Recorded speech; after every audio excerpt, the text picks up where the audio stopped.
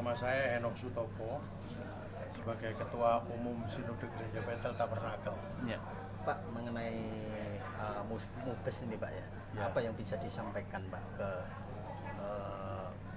umatnya Pak? Ya, sesuai dengan sambutan saya tadi, saya tetap ingin supaya kita dapat mengerti tugas-tugas yang dilakukan sebagai gereja dan juga sebagai pembinaan terhadap umat. Sesuai dengan Departemen Agama sendiri dari Bapak Bimas Kristen itu, Dirjen Bimas Kristen menyampaikan supaya kita dapat tetap sama-sama mewujudkan moderasi agama itu beragama ya. Yang ingin supaya kita tetap bersatu sebagai bangsa dalam kebinekaan, walaupun apa yang kita temui dan semua yang kita kerjakan tentu ingin menyatu, jangan sampai terpecah-pecah dan juga mempunyai prinsip masing-masing. Dalam gereja pun kami berusaha untuk tetap menyatu semua. Sebab itu dalam sambutan saya tadi kan dikonsentrasikan pada kata-kata itu supaya kita tidak berpencar sendiri-sendiri.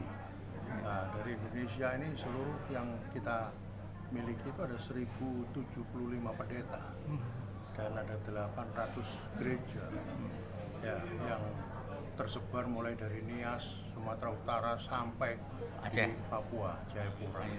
Dan semua ini merupakan pelayanan-pelayanan yang sudah sekian lama, 66 tahun ya. Dan sejak diawali itu pun tidak pernah kita memikirkan untuk tercerai-berai, tetap menyatu. Jadi diwujudkan dalam pembinaan bersama, terus diwujudkan juga dalam doa puasa bersama, terus diwujudkan dalam kunjungan-kunjungan dan fellowship bersama, dan itu dilakukan rutin. Baik secara koordinasian, kita juga melakukan supaya apa yang didapatkan dalam tugas-tugas ini semua, para pendeta ini, anggota yang kita sebut anggota eksekutif, mereka pun mendapat manfaatnya. Jadi bukan hanya bagian yang terkait dengan tugas yang diemban oleh mereka dan tanggung jawab atau membayar iuran dan sebagainya, tetapi dari situ pun akan menghasilkan sesuatu yang dapat mereka nikmati juga ke depan. Ya, untuk MUBES sendiri ini Pak, kan ini ada pemilihan ketua lagi ya. Nah, ini ada berapa kandidat yang akan diajukan Pak?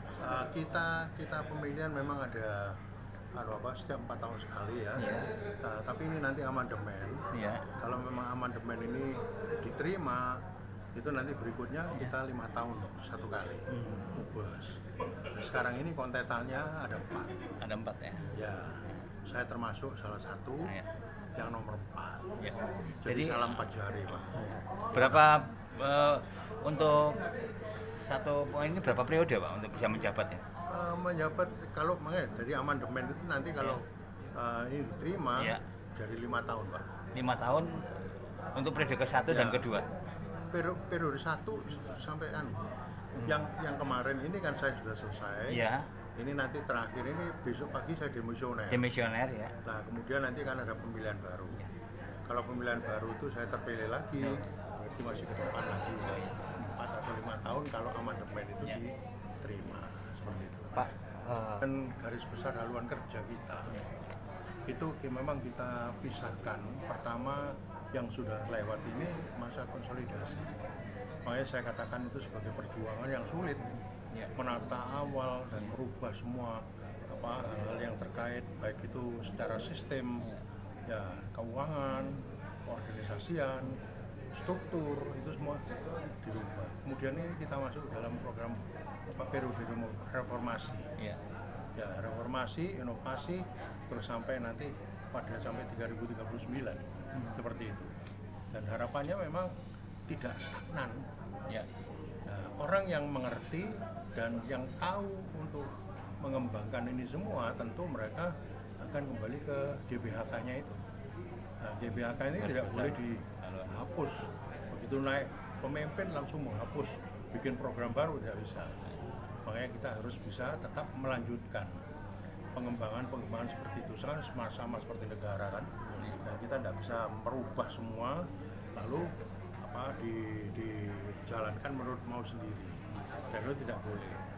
Dan itu memang jadi tugas kita bersama, termasuk seluruh eksekutif ini. Makanya kita harapkan supaya mereka berpikir cerdas. Tadi saya akan tekankan itu. Dan kita harus punya optimisme ke depan dan betul-betul cepat tanggap, melihat apa yang terjadi, situasinya jangan tunggu waktu, tapi segera untuk dapat melakukan itu dengan baik, supaya akibatnya pun akan menghasilkan yang baik. Ya. Mengapa Pak untuk Mubes ini? Jawa Timur, area Surabaya, gitu. Ya. Karena apa? Yang lalu kami berusaha untuk menempatkan itu di Bandung, tapi situasi tidak memungkinkan dan juga terbatas penginapannya. Ya. Itu cukup banyak orang, tapi terbatas. Di Jakarta pernah, itu pun terbatas. Nah, dan lagi biaya lebih mahal di sana kan. Nah, kita pikirkan di Jawa Timur, kita Rapimnas di Jawa Timur. Pernah juga menjalankan Rapimnas itu sampai 2 kali di Jawa Timur. Ya, terus Rakernas kita jalankan di Bali itu 2 kali juga. Nah, pada waktu pertama Rakernas di Bali itu pun menghasilkan banyak juga, yang hadir hampir 600. Dan sekarang ini Jawa Timur. di Jawa Timur lagi, balik lagi dengan jumlah sekitar 732 orang. Ini ada kurang lebih 46 ribu. Jadi kita memang ada gereja yang kecil, jumlahnya sedikit, tapi ada yang besar sampai ribuan ada.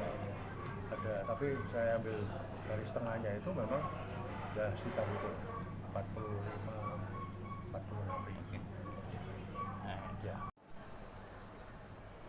Daerah Hajah Khofifah Indar Parawansa Messi yang diwakili oleh Sekretaris Daerah Bapak Adi Karyono AKS MAP, yang terhormat Pangdam 5 Brawijaya Bapak Mayor Jenderal TNI Farid Makruf, yang diwakili oleh Bapak Kolonel Ketut, yang terhormat Bapak Kapolda Jawa Timur Inspektur Jenderal Polisi Dr. Tony Harmanto MH, yang diwakili oleh Dir AKBP H. Agus Prasetyo, Kasubdit Sosbud Intelkam Polda Jatim. Karenanya acara Mubes Sinode GBT 2 yang ke-22 ini, terima kasih yang sebesarnya juga kami sampaikan kepada Bapak Kapolda Jatim dan Bapak Pangdam 5 Brawijaya yang telah menyempatkan hadir dalam acara pembukaan musyawarah besar 22 dari Sinode GBT yang diwakili oleh jajarannya. Pada kesempatan yang mulia ini, perkenanan kami mengaturkan selamat menunaikan ibadah puasa di tahun 1444 Hijriah tahun 2023.